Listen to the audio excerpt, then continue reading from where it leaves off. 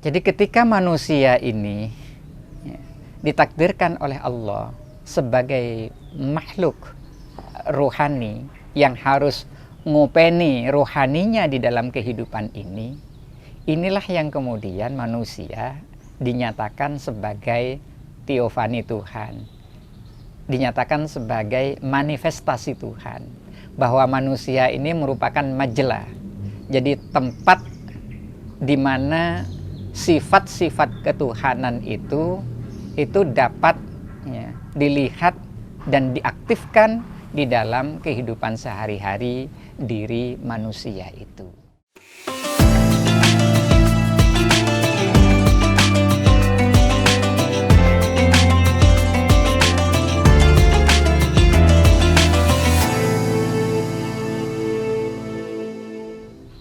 Assalamualaikum warahmatullahi wabarakatuh.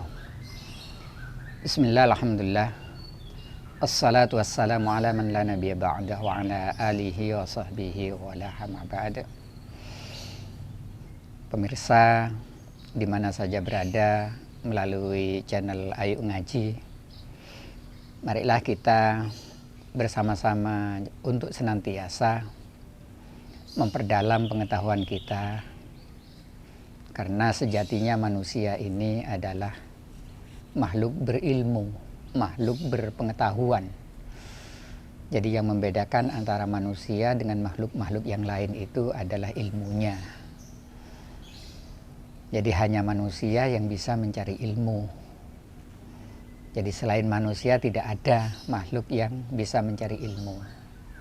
Jadi tidak ada ceritanya kambing, terenggiling, kucing, anjing yang kemudian ya berangkat ke sekolah lalu kemudian memperoleh ilmu pengetahuan seperti manusia membangun peradaban. Jadi nggak ada ceritanya kambing bosan dengan makan rumput lalu kemudian dia kepingin ganti burger. Jadi nggak ada juga misalnya anjing tidur di kolong-kolong yang kemudian dia ingin membangun rumah bertingkat. Karena memang mereka itu tidak ditakdirkan seperti manusia. Maka berbahagialah manusia yang secara sadar kemudian dia berupaya untuk menyempurnakan jati dirinya, yaitu sebagai al-hayawan an-natiq, al-insan hayawanun natiq. Jadi manusia itu adalah makhluk ciptaan Allah yang memiliki kehidupan, di mana di dalam melakukan setiap tindakan-tindakannya itu yaitu didasarkan kepada proses berpikir sebelumnya. Nah, proses berpikir itu hasilnya yang disebut dengan ilmu pengetahuan. Nah, ilmu pengetahuan manusia ini tidak hanya berhubungan dengan hal-hal yang bersifat material. Jadi manusia tidak hanya memerlukan ilmu bagaimana membangun rumah, bagaimana membangun jalan, bagaimana membangun gedung, tetapi juga ilmu manusia lebih dari itu, yaitu ada ilmu yang berhubungan dengan rohani manusia itu. Jadi ilmu yang berhubungan dengan spiritualitasnya. Jadi kebutuhan rohani, kebutuhan psikologisnya. Karena sesungguhnya yang namanya kebahagiaan, ketentraman, lalu kemudian kegembiraan, ini adalah hal-hal yang bersifat imaterial. Jadi yang bersifat non materi. Dan ini nyata adanya di dalam diri manusia. Nah, karena itulah pada kesempatan kali ini marilah kita mencoba untuk berpikir bagaimana kita bisa memberikan pemenuhan terhadap diri kita. Jadi agar supaya manusia yang terdiri dari dua aspek ini, yaitu aspek jasmani dan aspek rohani, berjalan secara seimbang. Kita tahu bahwa di dalam setiap gerakan-gerakan aktivitas tindakan-tindakan yang dilakukan oleh manusia itu disadari atau tidak, maka sesungguhnya manusia ini yaitu digerakkan oleh ruhaninya. Seperti saudara yang pada kesempatan kali ini misalnya membuka jadi channel ini Ayo Ngaji, itu sesungguhnya ya digerakkan oleh pikiran. Jadi bukan ya tangan ini bergerak dengan sendirinya, tetapi itu adalah merupakan sebuah pilihan jadi dari saudara, jadi untuk menonton dan untuk ngaji bareng melalui channel Ayo Ngaji ini. Jadi kalau kita ini berpikir, misalnya ketika kita datang pada suatu tempat atau melakukan suatu aktivitas, jadi disadari betul bahwasannya manusia ini ya digerakkan oleh ruhaninya. Jadi bukan digerakkan oleh jasmaninya, tetapi jasmani digerakkan oleh ruhani. Jadi bukan ruhani digerakkan oleh jasmani. Nah ini ketika seseorang misalnya jadi mau melakukan suatu tindakan, maka kemudian dia memutuskan tindakan-tindakan itu melalui berpikir sebelumnya. Dan inilah yang namanya manusia. Maka dengan demikian sesungguhnya hakikat manusia itu, kalau menurut ya, kehidupan yang dijelaskan oleh Islam, kehidupan manusia ini adalah sejatinya manusia makhluk ruhani. Karena ketika manusia diciptakan oleh Allah Subhanahu wa Ta'ala,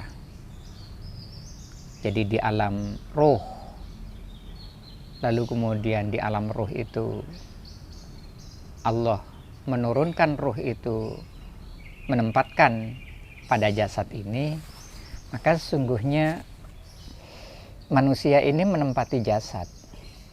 Itu pada saatnya nanti ruh manusia menempati jasad, pada saatnya nanti ruh ini harus berpisah dengan jasad.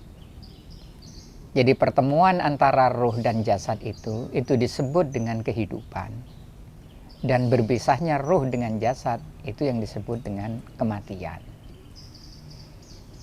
Nah, di dalam Al-Quran itu dinyatakan bahwa kehidupan manusia ini diawali dari kematian. Kemudian dihidupkan, setelah itu nanti akan mati, setelah mati nanti akan dihidupkan kembali, setelah hidup nanti sudah tidak ada lagi kematian karena manusia sudah kembali yaitu ke tempat asal kejadiannya. Misalnya seperti firman Allah yang menyatakan A'udzubillahi minasyaitonirrajim, bismillahirrahmanirrahim. Afatakfuruna billahi wa kuntum amwata fa ahyakum summa yumitukum summa yuhyikum summa ilaihi turja'un. Afatakfuruna, apakah kalian itu mengingkari? Apakah kalian akan mengkufuri? Wa kuntum amwatan, sedangkan kalian pada waktu itu yaitu dalam keadaan mati. Fa ahyakum, kemudian Allah menghidupkan. Jadi tidak seberapa lama dari kematiannya Allah kemudian menghidupkan. Summa yumitukum, kemudian Allah ya, mematikan kalian. Summa yuhyikum, kemudian Allah menghidupkan kalian. Summa ilaihi turja'un, kemudian kepada Allah lah kalian akan dikembalikan. Nah, ayat ini kalau kita mencoba untuk menganalisa secara berurutan, ketika Allah misalnya menanyakan kepada manusia, agar supaya manusia memiliki kesadaran tentang perjalanan hidupnya, yang dimulai dari pertanyaan afatakfuruna billahi wa kuntum amwata. Apakah kalian mengingkari yaitu Tuhan yang menciptakan kalian, sedangkan kalian itu yaitu dalam keadaan mati? Apa yang dimaksud dengan keadaan mati di sini? Yaitu ketika manusia berada di dalam kandungan, jadi sebelum 4 bulan, itu adalah masa-masa di mana roh manusia belum ditiupkan kepadanya. Jadi secara biologis itu bisa saja, jadi ilmu biologi mengatakan itu janin sudah hidup. Dan bahkan jangankan setelah terjadi pembuahan terhadap sel telur, jadi sperma yang belum ketemu dengan sel telur itu bergerak. Nah, bergerak itu artinya hidup. Tetapi kehidupan seperti itu adalah kehidupan biologis. Sampai kemudian sperma membuai sel telur. Jadi terjadilah yang namanya fertilasi, pembuahan. Lalu kemudian bersarang di rahim sampai kurang lebih 4 bulan.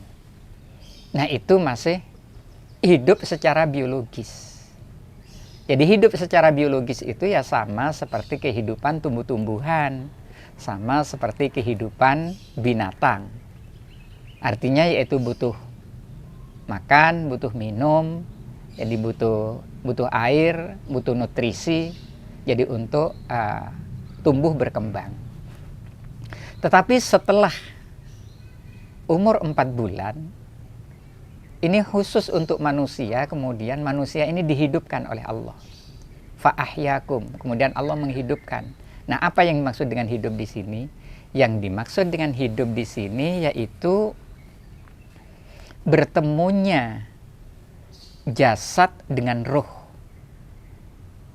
Di mana ruh ini adalah, kalau di dalam Al-Quran dinyatakan wa nafakhtu fihi min ruhi, dan aku tiupkan kepada manusia min ruhi, dari ruhku. Persoalan-persoalan ruh ini memang unik. Sejak dulu selalu menjadi pertanyaan manusia. Wa yas'alunaka 'anir ruh. Jadi manusia itu bertanya tentang ruh kepada Nabi Muhammad. Maka kemudian oleh Allah dinyatakan kulir ruhu min amri rabbi. Jawab Muhammad bahwasanya ruh itu urusan Tuhanku. Itu. Tetapi kemudian nyata bahwa keberadaan ruh bagi manusia ini, inilah yang kemudian membedakan antara manusia dengan tumbuh-tumbuhan dan binatang. Jadi kalau kita berbicara tentang makhluk hidup, ya secara ilmu biologi, itu tumbuh-tumbuhan itu hidup. Jadi karena tumbuh, ya berkembang, butuh air, butuh makan, lalu kemudian memiliki keturunan. Jadi beregenerasi gitu. Itu memiliki alat reproduksi. Kalau tumbuh-tumbuhan itu baik vegetatif atau generatif. Nah, sedangkan sedangkan binatang ya juga begitu. Kambing misalnya, jadi dia makan, minum. Nah, untuk mempertahankan spesiesnya, maka kemudian ya kambing kawin sehingga kemudian dia punya anak. Nah, semua itu adalah kehidupan biologis. Nah, manusia, ketika manusia itu hidup pada tataran itu, yaitu pada tataran butuh makan, butuh minum, punya anak, maka sesungguhnya manusia belum bisa membedakan antara dirinya dengan tumbuh-tumbuhan dan binatang. Nah, kapan manusia ini menjadi manusia yang sejati? Nah, ketika manusia ini yaitu menyadari bahwa kehidupannya itu adalah kehidupan ruhani, dan ilmu itu adalah bagian dari ruhani manusia. Jadi ketika manusia ini ya, ditakdirkan oleh Allah sebagai makhluk ruhani yang harus ngopeni rohaninya di dalam kehidupan ini, inilah yang kemudian manusia dinyatakan sebagai teofani Tuhan, dinyatakan sebagai manifestasi Tuhan, bahwa manusia ini merupakan majla, jadi tempat di mana sifat-sifat ketuhanan itu dapat ya, dilihat dan diaktifkan di dalam kehidupan sehari-hari diri manusia itu. Jadi dengan kata lain bahwa manusia yang dikehendaki oleh Allah sebagai manifestasinya, inilah yang sesungguhnya manusia yang disebut sebagai khalifah fil ard, khalifatullah fil ard. Inni ja'ilun fil ardi khalifah. Karena sesungguhnya sifat-sifat Allah Ar-Rahman, Ar-Rahim, Al-Malik, Al-Quddus, As-Salam, Al-Mu'min, Al-Muhaimin dan seterusnya itu, siapa yang akan menyandang, siapa yang akan mempraktekkan di dalam kehidupan itu? Ialah manusia. Maka dengan demikian sesungguhnya manusia ini adalah makhluk yang senantiasa harus berupaya jadi untuk mendekatkan diri kepada Allah Subhanahu wa taala, dalam arti yaitu meniru jadi sifat-sifat yang terpuji, asma-asma al-husna yang dimiliki oleh Allah Subhanahu wa taala. Maka dengan demikian tentu manusia yang hadir di muka bumi ini nanti dia akan menjadi manusia-manusia ilahiyah, manusia-manusia yaitu yang menyandang sifat-sifat ketuhanan, dan tentu dari setiap perilaku dan tindakannya nanti akan senantiasa membawa hal-hal yang positif. Jadi apa yang muncul darinya yaitu aura positif, tindakan positif, dan senantiasa bermanfaat ya terhadap kehidupan. Demikian pada kesempatan kali ini, marilah kita senantiasa memohon kepada Allah Subhanahu wa taala agar supaya diberi anugerah oleh Allah Subhanahu wa taala untuk merawat jadi akal sehat kita, pikiran kita, sehingga kemudian kita menjadi orang-orang yang senantiasa menjadi majla Allah Subhanahu wa taala. A'udzubillahi minasyaitonirrajim. Bismillahirrahmanirrahim. Allahumma shalli ala sayyidina Muhammadin wa ala ali sayyidina Muhammad. Walhamdulillahi rabbil alamin. Allahumma taqabbal minna salatana wa siyamana wa qiyamana wa qira'atana wa tasbihana wa tamjidana wa tahlilana wa tadarru'ana wa takhashu'ana wa ifadatana wa istifadatana wa ta'limana wa ta'allumana wa la tadrib biha wujuhana ya ilahil alamin. Rabbana atina fid dunya hasanah wa fil akhirati hasanah wa qina adzabannar. Wa sallallahu ala sayyidina Muhammadin wa ala alihi wa sahbihi wa baraka wa sallam. Walhamdulillahi rabbil alamin.